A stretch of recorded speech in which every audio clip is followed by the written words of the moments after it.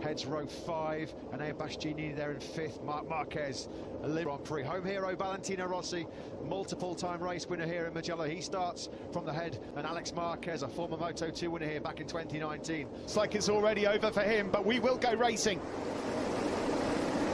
Lights out, look at that work. The Ducati of Bagnaia is trying to come through on the slipstream into turn 1. Here he comes up the end. With Yamaha's new front hole shot device, but couldn't quite get the drag down into San Donato. Bagnaia then pinched it. Here we go, dropping down the hill through Casanova already. Sheer the Portuguese man, Miguel Oliveira, 7th. New chassis underneath him on the RC16. Under pressure from Zarco early on, no way through.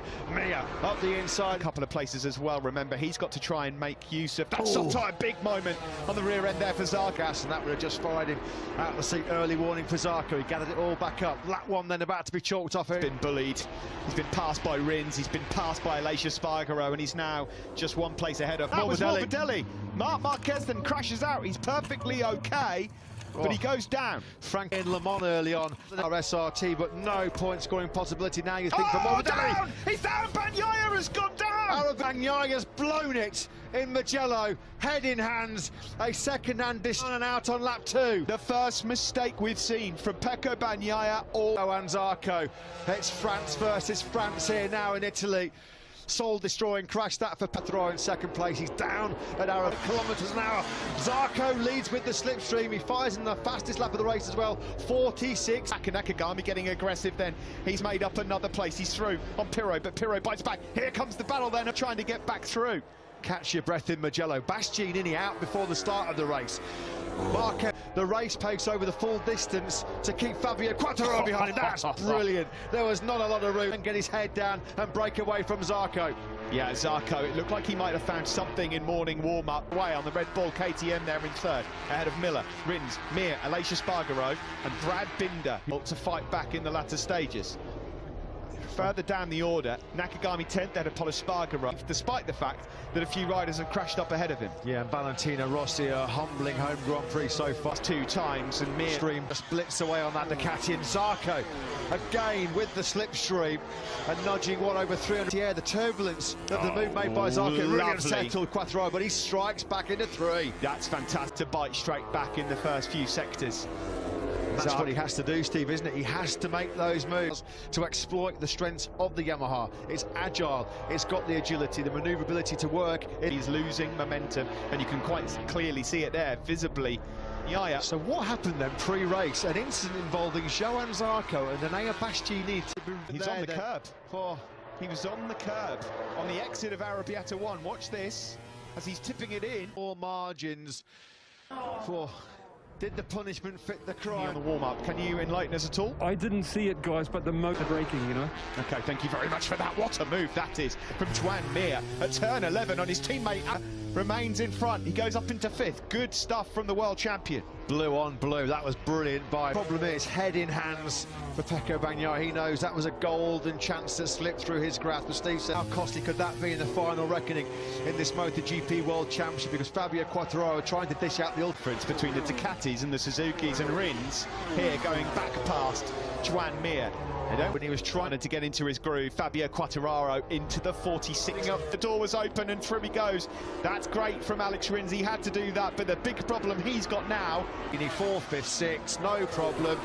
No worries. Jack Miller goes on through the Aussie. Absolutely no experience when you're Alex Rins. You're doing all that hard work for the rest of the lap, and then it's just free time. Kelly Pirro doing an outstanding job on the Pramac Ducati. He's in 9th place. He's a couple of seconds for Jack Miller's Ducati. Miller, though, there's no way through as we look forward to Rins' position. He had a moment there as well through Contire. They've got to be patient here. Although is he? He's running that tighter line. That's the better turning and the better edge grip of the Suzuki. The Ducati to sweep straight back on by. Nothing Rins can do. Absolutely powerless. Simon, that's what I'm seeing at the moment. Coming on the start-finish straight. Mir's seen that. That was clever by Alex Rins. Get a move done when you can. It's all about turning where Miller's been struggling and try and put that gap now. Mir's going for it as well. Mir had to do it. Binder is also capitalised. He's gone through on Jack Miller as well. So Miller down to 7th, close up on the Suzuki's. Well, it was a hard move by Mir, it had to be. It pushed Miller way wide, and that allowed Binder coming through in 2021. Kashimain's back, co-holding station in 2nd place with the exact same time as well, of 40 to those 46s. He had a couple of low 147 flats and then hammer down again from Quartararo. Back clear then of Zarco in 2nd. We're on board here with Maverick Vinales and his race-winning chances, unfortunate. The Repsol Honda of Pol Espargaro, but this is a battle he doesn't want to be in. It's for 11th. On that previous lap, Franco Morbidelli, as you'd expect. Marini, who's having a very difficult Italian Grand Prix. Stunning start to the weekend for Marini on Friday. Was hoping for a pretty tough race as well for Marini so far, down in 18th place. Quartararo 6/10 quicker. Rightly pointed out, they had the speed, but they had a big Ducati in their way, and now they've got a lot of work to do. Delhi. These guys are battling all the way back in 18th and 19th. In Jerez, where he's red.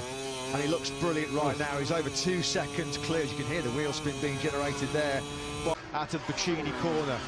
And again, another 10th or 2 taken out here as Joan Mir challenges his team. Rins just got a wheelie over the crest, and that's what cost him a bit of drive. He would just had to roll out of it slightly there. Mir, though, 2 Suzuki men. Yeah, neither will want to lose this fight. Joan Mir and Alex Rins. Got to be careful on to Zarco and Oliveira, but if they carry on roughing each other up, then it's Pol Espargaro and Valentino Rossi in 15th. You know, it's all ifs, buts, whats and maybes, but case before the mixed conditions, and we had our rare flag-to-flag in Le Mans last time out. This could close quarter combat right at the beginning of this race, because since that point, well, nobody has seen this young man. Between Oliveira and Mir, that's creeping down as well to 1.3 seconds. Mir was much quicker. Joan Mir is much quicker than Quartararo. Binder's even quicker as well. It just shows you, doesn't it? Again, Steve, is this a sorry farewell to Majestic Mugello for Valentino Rossi? It could well.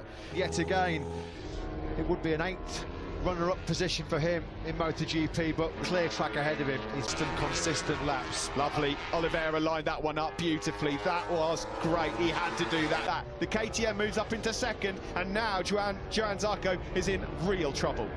Very difficult. This is going to allow the KTM of Miguel Oliveira to try and break free of the Suzukis, because Mir will see Oliveira is starting to check out, and there's daylight. It was that classic Mir move, though.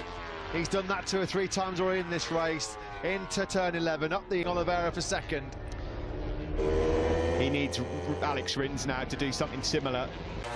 Again, we've got the start-finish straight coming up shortly. Yeah, that's the thing, isn't it, Steve? Mir's got to get the Italia with the brute horsepower of the Ducati. Now the onus on Alex Rins to try and find a way through quick. Joan Zarco was miles behind. He's not close enough. Mir did get the perfect exit then. And so, can you believe it? We came into this Grand Prix thinking that, oh, that's Rins, beautiful. Zarco struggling in this Grand Prix. There was a lot of people thinking this could be the first ever Ducati podium lockout in Grand Prix. He's got to be looked at. Now of Miguel Oliveira. We saw Pit Byra celebrating earlier on, but he might not be several podium yet this year. They've got 5 laps coming up to try and fight past Mick Doohan. It's not been a particularly happy hunting ground here. Zarco in hot for him in terms of the battle with Alex Rins. He's going to be dropping back into the clutches of Binder and Miller if he's not careful as well. Still a few twists. Yeah, exactly. That a little bit better. Just even one more row and it'd be a different... Oh, Rins has made another... Way too much. Rins has crashed out of a podium chance again. Wins it yet again. Can you believe it? A 4th consecutive holding a row. 7th Nakagami, 8th Vinales now is up to 9th. Pirro in 10th. This feeling that maybe Alex Rins had put all of those demons to bed, that this was the chance for him to reach. For now, we focus on this battle for 2nd place. Joan Mir, can he hunt down a brilliant Miguel? Up towards we go, turn 15, the final corner. Nakagami is... turn 14. That's Biondetti 2, isn't it? He's lost too much in the end of the soft rear. There's been a fair few riders go out of this race here in Italy. Valentino Rossi, he's got Iker Lecuona and Danilo Petrucci up ahead of him though. Petrucci on for another top 10. Pirro on for... No, it's Pirro. It's Pirro. Big 3 in the fast and flying sections as well.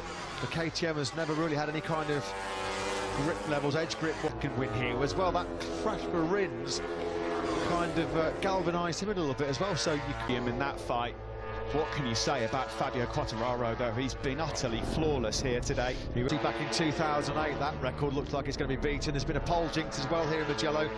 No win from pole. Not quite close enough, it looks like, here to be able to fight for those podium positions. Another solid top 10 from Aleix. Will be taking a nice advantage into the Grand Prix of Catalonia. By the way, a circuit he adores. But who takes second and third? Does Miguel Oliveira hold on, or does the world champion have something in the top 10 so far this year? I mean, he's trying to find a way through. He fancied a look there. Close enough to get Oliveira into the last corner. That's surely it into Puccini. He hasn't got the Stello masterclass from this man.